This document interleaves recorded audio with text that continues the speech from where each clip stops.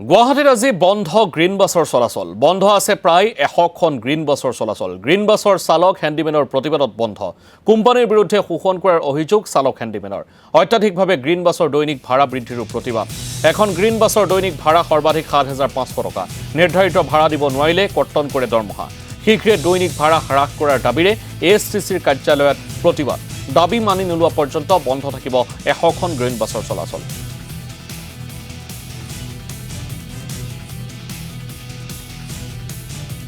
ফুল target বান্ধি দিয়া গৈছে যেনেকুৱা জিএছচুত খানাপাৰা সেইটো হ'ল আপোনাৰ ৬,৮০০ টকা টাৰ্গেট দিছে আৰু বেলতলাত ৭,২০০ টকা টাৰ্গেট দিছে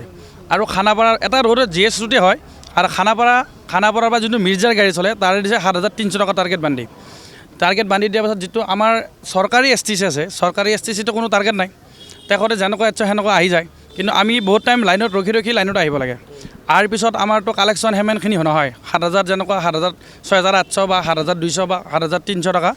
পইচাখিনি নোহোৱাৰ কাৰণে আমি যেতিয়া এইখিনি পইচা আমি যিখিনি পইচা হয় বা ৫,০০০ বা ৫,৫০০ বা ৬,০০০ কালেকশ্যন আনি যদি আমি অফিচত জমা দিওঁ তেতিয়াহ'লে আমাৰ দৰমহা আগতে দিছিলে ফাৰ্ষ্টত আমি যেতিয়া অপেনিং ষ্টাৰ্টিং কৰি সোমালোঁ ইয়াতে তেতিয়া আমাৰ দৰমহা ১৮,০০০ বুলি কৈছিলে PF SI কাটি আমাক ১৫,০০০ টকা সোমাই দিম বুলি কৈছে এতিয়া আমি বৰ্তমান দৰমহাটো ১২,০০০ত আহি গৈছে তথাপি আমি যিখিনি টাৰ্গেট দিব লাগে সেইখিনি টাৰ্গেট যদি আমি জমা কৰিব নোৱাৰোঁ তেতিয়াহ'লে আমাৰ সেইখিনি পইচা দৰমহাৰ পৰা কাটি লৈ যায় আমাৰতো ৩০ চলি আছে আমিতো মানে ২ টকা ইনকাম কৰাৰ কাৰণে আমি ইয়াতে সোমাইছোঁ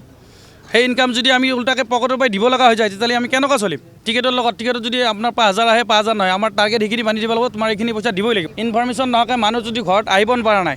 কিবা এটা অসুবিধা কোনোদিন জানি বুজি নাহে কোনো এটা অসুবিধা হৈ গ'ল ঘৰৰ পৰা আহিব পৰা নাই তাৰে কাৰণে ৫,০০০ পেনাল্টি এক্সট্ৰা